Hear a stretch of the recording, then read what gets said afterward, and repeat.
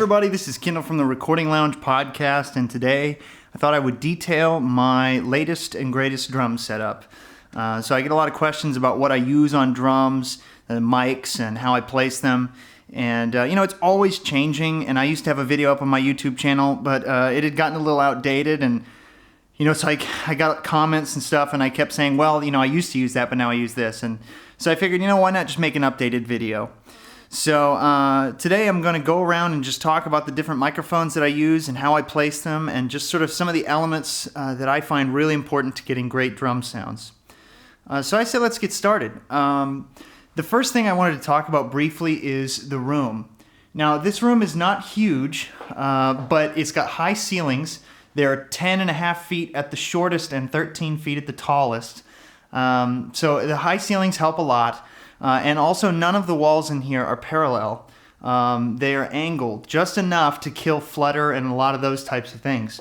And one more important factor I thought I would share is that all of the bass trapping and acoustic treatment in this room, not all of it, but quite a bit of it, has flexible membrane on the face.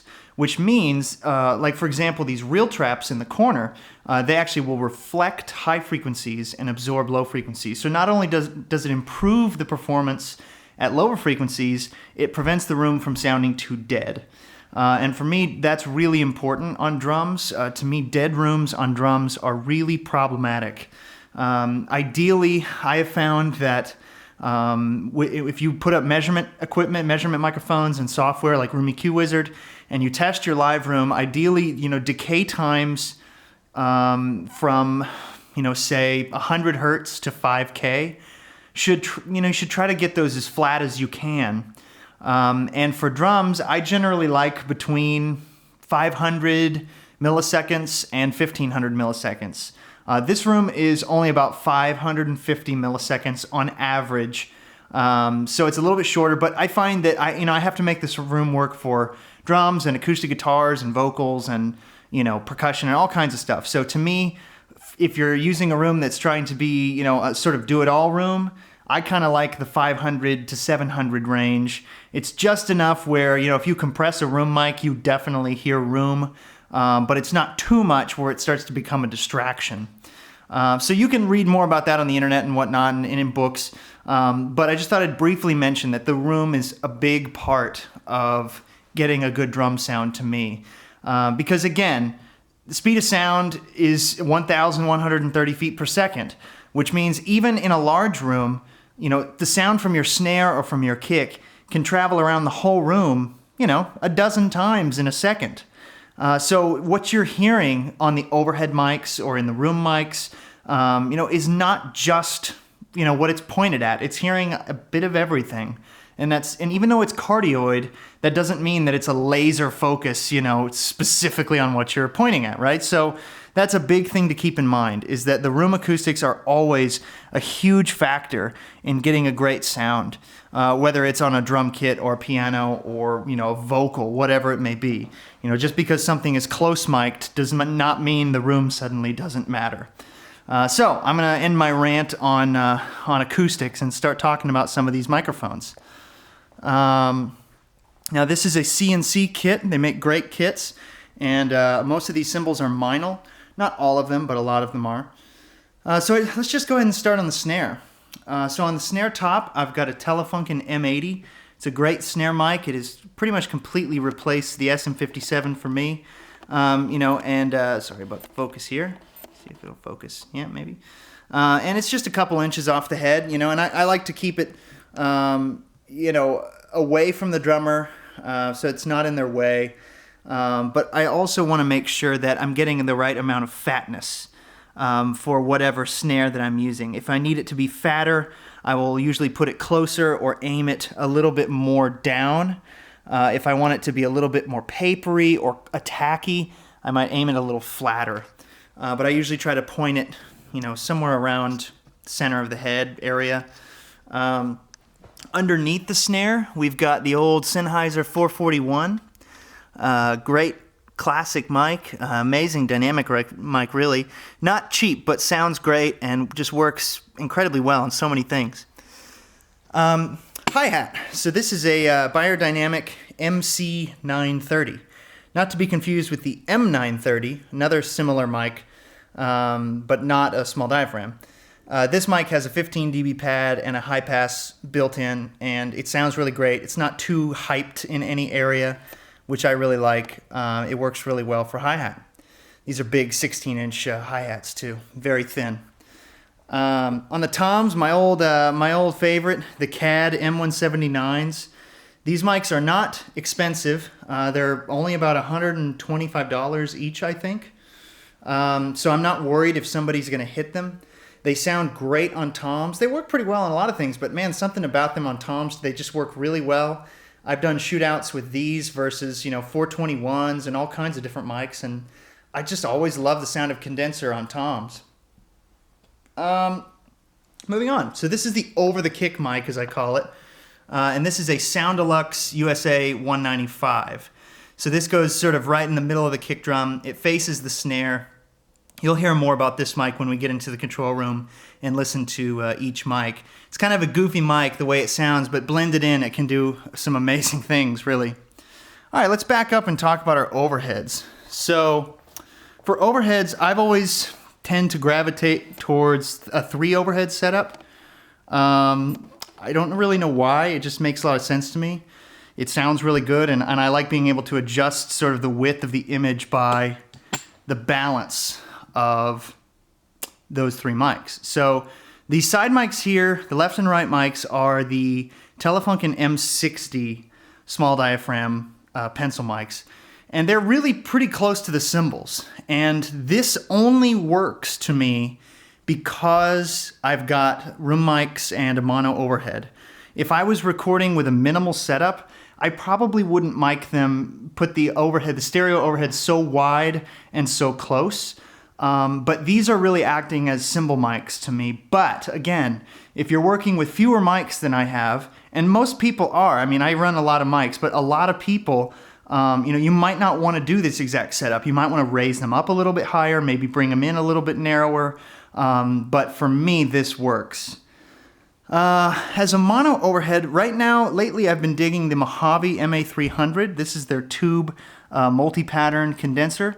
And this is a great mic. It sounds really good to me. I've got it in cardioid right now, and I have the pad in, but I have the high pass off. So I leave that full range. And it's a great mic. It works really well for this position. Again, about the same distance over the cymbal, maybe 1.5 feet, 2 feet-ish. Pretty close, really. And I used to never like that. I used to never like the super close overhead sound, but again, it really only matters how they work together, not necessarily how they sound individually.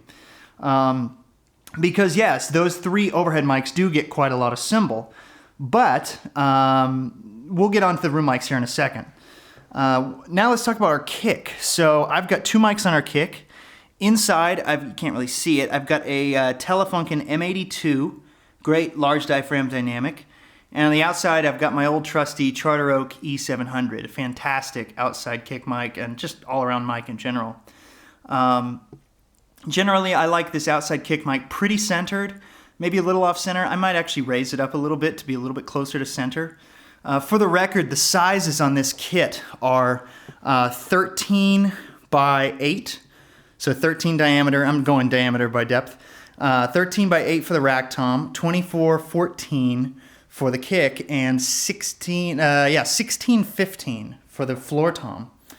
All right, so let's move on to room mics now. So I've got quite a few room mics set up, and I really like each of them for their own purpose.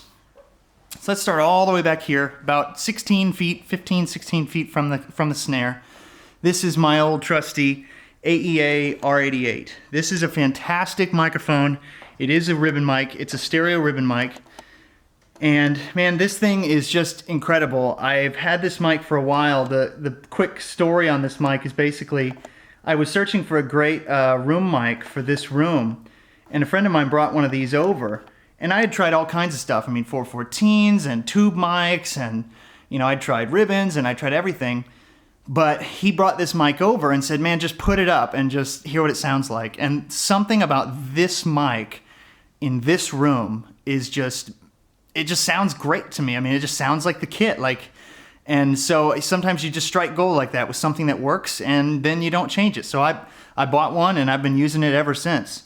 So this works well. This is about face height, about 5, 6, 7 feet high, depending on, what I need. I generally put it right about eye level with me, and I'm about 5'11". In the middle of the room, so about 6 or 8 feet away from that, so about, maybe 8 or 10 feet from the snare, we've got the new-ish Mesanovic Model 2 ribbon. And this is a really incredible ribbon mic as well. This mic is really hi-fi as far as ribbons go. These are made in Detroit, I believe. I got turned on to these from Vintage King. And man, these things just sound great. I mean, they really do. They capture the kit in a very sort of neutral way. And you'll hear that whenever we go into the control room. It just sounds like the drum kit. Like, it's not super hyped or it doesn't sound super, like vibey or anything. It really is just like a very nice picture of the kit overall. I wouldn't call it like as vibey as other ribbon mics can be, but it's just a great sound overall. Now we've got two sort of like what I would call room mics, but they're not really room mics. They're kind of just like geek mics, like you have fun with them. And first mic is up here, the PZM mic. This is just your normal run-of-the-mill crown PZM mic, nothing fancy. You've seen them all over. And it is screwed into the ceiling. The cable comes down behind the bass straps here and connects into the snake. And this just gets a really interesting sort of like aggressive crack and sort of interesting thump from the toms and crack from the snare. It's a really kind of strange sounding mic, but it can do really cool things if you distort it and have fun with it and maybe put some delay on it or something. It's a really neat mic. And because it's flat on the ceiling, like PZM mics, are meant to be flat on a surface, either the floor, the ceiling, or a wall, it doesn't have a lot of common problems that mics can have with reflections. The reflections in the room sound really natural, and it kind of can make a room sound larger than it is. And then the other sort of geek mic I've got is down here on the floor. It's our old friend, the SM57. I don't know if you guys can see that. Just laying on the ground here. And this mic I generally will distort and do some crazy things too. Sometimes I don't use it, but sometimes it's really cool. It almost makes it sound kind of like a lo-fi drum machine if you treat it right. So yeah. So all in total, that is the microphones that I've got. Now most of these microphones, I have picked these positions over years and years and years of trial and error and failures and some successes. And it's not something that I just put up these mics and just say, okay, whatever. Like I'm always trying stuff. I'm always changing out mics.